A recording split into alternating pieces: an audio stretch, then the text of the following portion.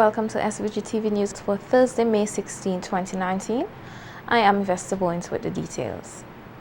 The final component of the Caribbean Primary Exit Assessment CPEA commenced today with some 1,785 students sitting the Mathematics and Social Studies exams at 16 centers across the country. Outside the St. Vincent Grammar School today, scores of parents showed up and endured the blazing sun for the entire morning, eagerly awaiting their children to exit the examination rooms. Some of the parents who spoke to our news team said they know their children will make them proud, noting that they are anxious not only for the exams to be over, but for the results which will be released next month. During the 10:15 a.m. break, a few parents with snacks in hand said that they came to show support to their children and ensure they had something to eat during the break period.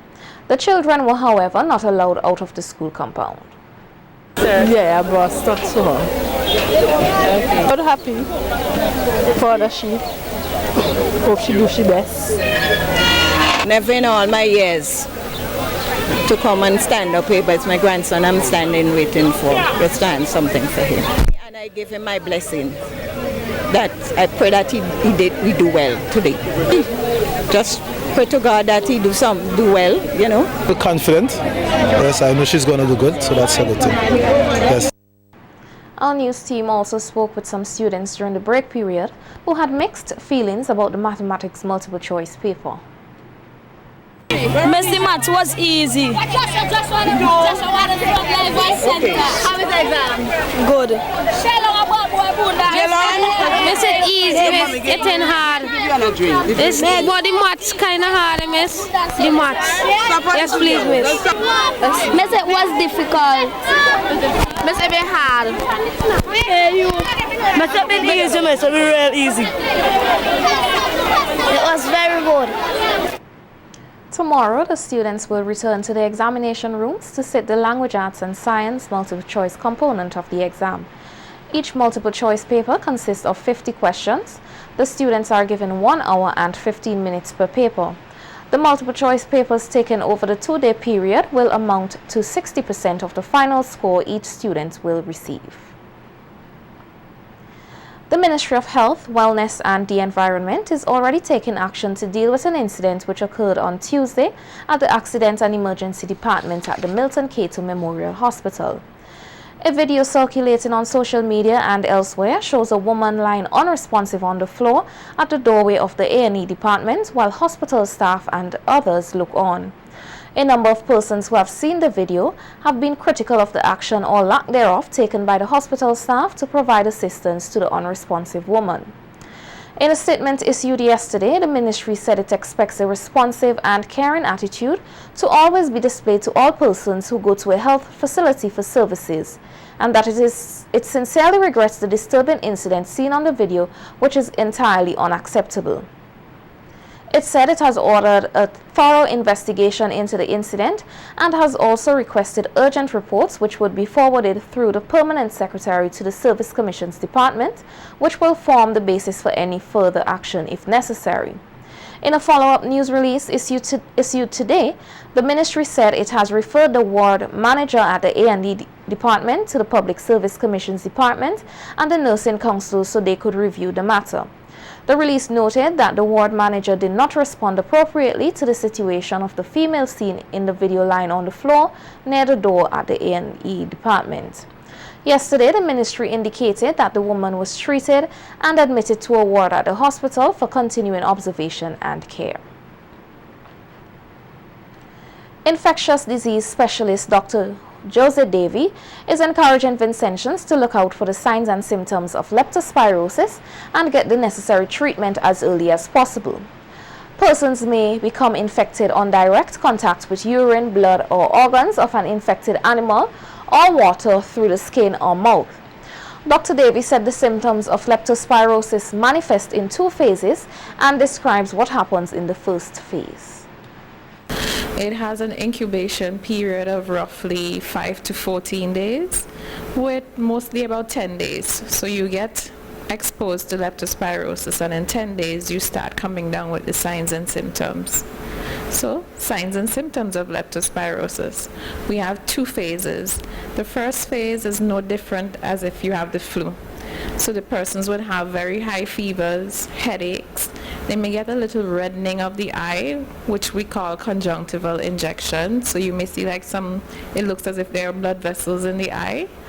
Muscle pain, especially the calves, by your thighs and calves, that's why you would have muscle pain. So it's general, you wouldn't think anything, and you may feel a little better after the first 5 to 7 days with these symptoms.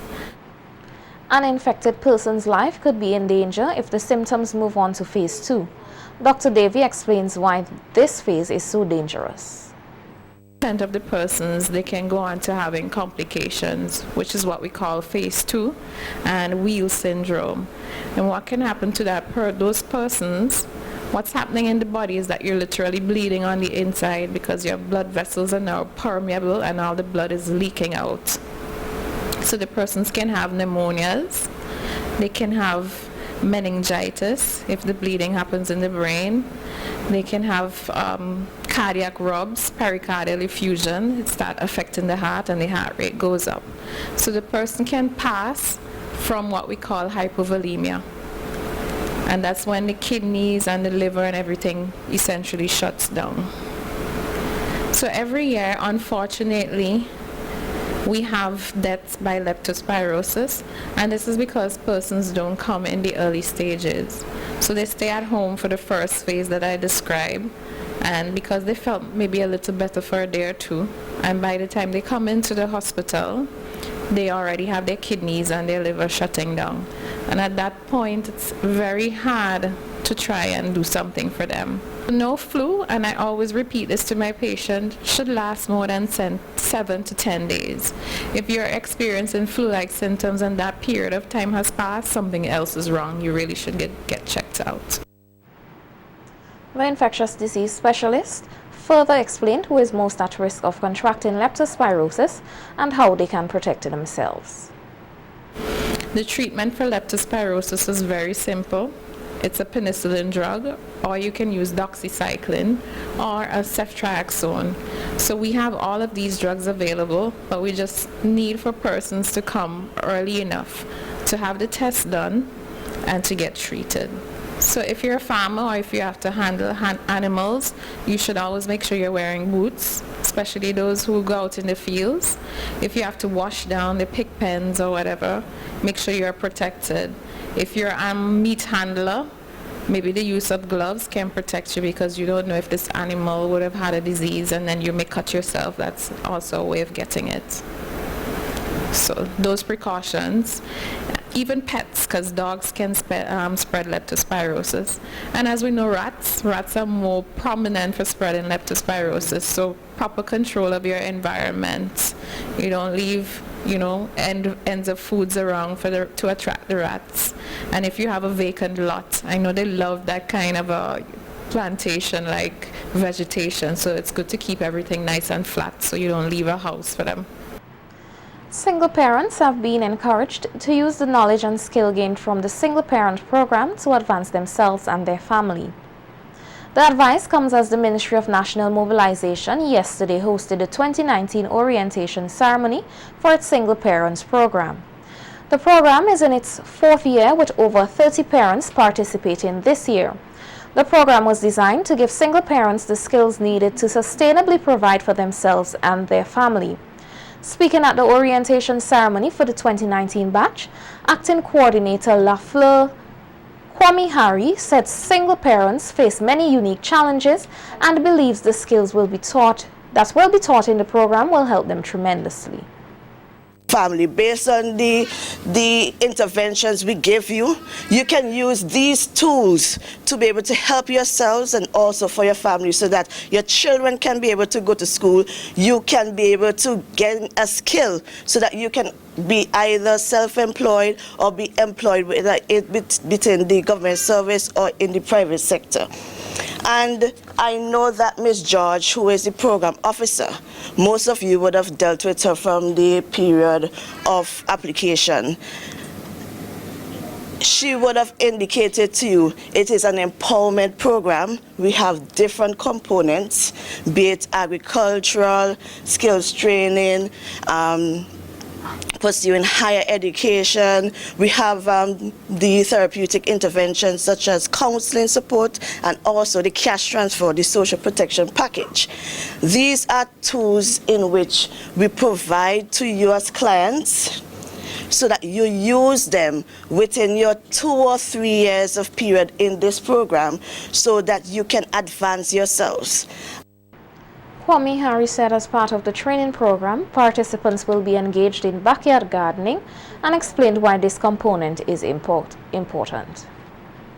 And I'm looking forward to the other components as it relates to agricultural production, and more specifically towards the backyard gardening, so that at the end or when you are ready to reap your crops, you can be able to provide food security for your families, but you can have enough to be able to sell to have income security also. So I'm looking forward, Ms. George, within this year or next year, we can be able to partner with the Ministry of Agriculture and other partnering agencies so that we can be able to implement this program, because I can see this as a way in which we can also empower our clients and ensure that, yes, they have food security and they have healthy food which they can be able to incorporate into their diets. Meanwhile, Alita Garaway, a single parent who became the CEO of her own business, shared some words of advice with the other single parents in the program. So you need to have confidence in yourself. Set your goals, stick to it, and make sure keep it. Keep your eyes on it. If you slip, jump up and run again, and run like a sprinter. It's like me. Sometimes you may not know what you want to do in life. Sometimes you get the vision of being a business person or something to that effect. But sit down and ask yourself the question, what do I want to do? What do I want to achieve in life? Come up with something. When there's evening classes, go. When you listen to the radio, listen to somebody, I need to do something with my hand. Where can I learn it? What can I do with it? What? Ask questions. You might surprise of the answer. I know, yes, there's some people who holds back information, but that does not mean you can't ask. It's either yes or no. Minister of Finance Camila Gonzalez said there are still teething challenges with the climate change resilience levy on nightly hotel stays and at Airbnb. The levy, which was imposed 6 months ago, saw persons paying $3 per room for a night they spend in a hotel. According to the minister, the entire hospitality sector was expected to buy into the initiative. However, it is only the formal hotels which are complying.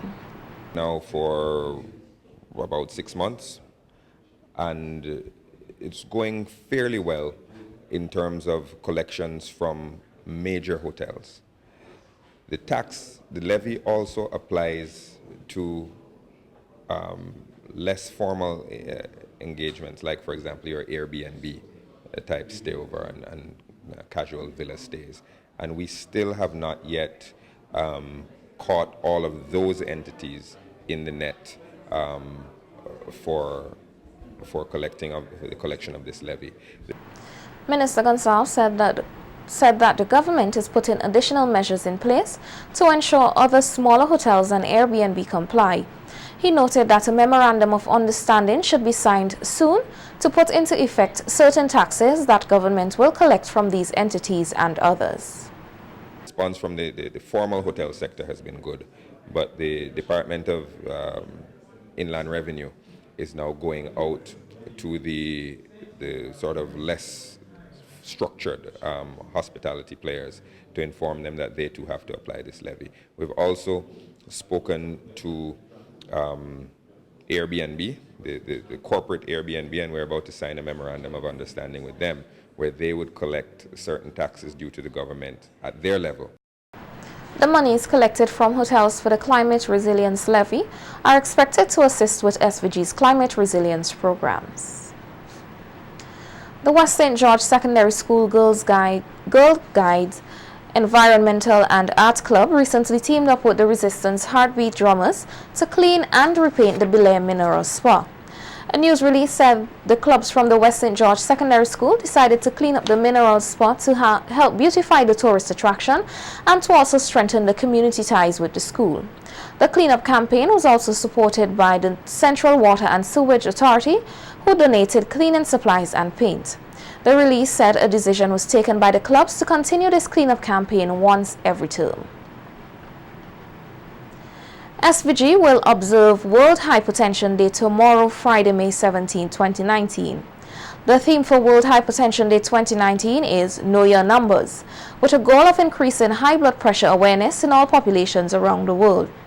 As part of activities to mark World Hypertension Day 2019, the Health Promotion Club of the Division of Nursing Education, SVG Community College, will host a mini health fair at the Division of Nursing Education compound at Lago Heights. The students and faculty will be involved in conducting blood pressure, blood glucose, and weight checks. Educational talks will also be done, and booths will be mounted displaying leaflets, pamphlets, and other related educational material. Professional health counseling will also be provided. The health fair is expected to commence at 10 a.m., followed by a physical fitness session from 2 p.m. The Division of Nursing Education said the objectives of the activities are to educate and increase awareness of high blood pressure among the Vincentian population as part of the students and faculty community outreach program.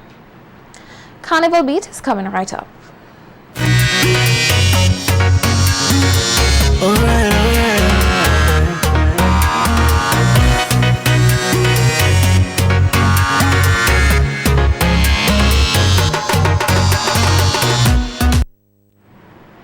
Welcome to Carnival Beat. In order to get judges prepared for this year's Calypso competition, the Calypso Association will host a workshop for judges this Saturday, May 18th at the Teachers Cooperative Credit Union building. This was announced by President of the Association, Earl Cabba Bennett, at a news conference yesterday at the CDC office. We intend to have we have put it out already, publicly asking for prospective judges with the requisite skill set to come to this program. We know the impact that the judges have on Calypso. Can't do like the ostrich and put our head in the sand, so we don't understand what happens every year. It's just part of the business. So we have to ensure that we provide the judges with training so they can do their job. We will have as the main facilitator Junior Sutherland, and we're going to look at it in a different way. We're going to look at practical work. We're going to look at how the criteria, what are the sub-elements of the criteria.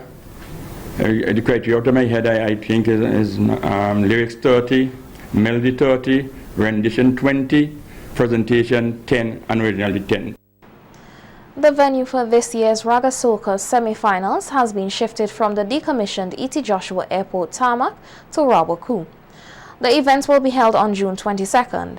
President of the National Calypso Association, Earl Bennett, said they were told that the venue had to be changed because of the use of the decommissioned E.T. Joshua tarmac for the trade winds exercise.